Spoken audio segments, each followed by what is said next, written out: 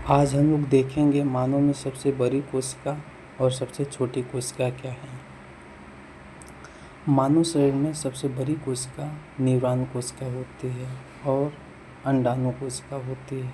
यह ऑप्शन पर डिपेंड करेगा। यदि ऑप्शन में न्यूरॉन कोशिका है तो न्यूरॉन कोशिका पर टिक करेंगे, यदि अंडाणु कोशिका दिया है तो अंडाणु कोशिका पर टिक करेंगे। जबकि मानव शरीर में सबसे छोटी कोशिका आरबीसी होती है, जिसका full form red blood cell होता है। मानव शरीर में सबसे लंबी कोशिका न्यूरॉन कोशिका होती है।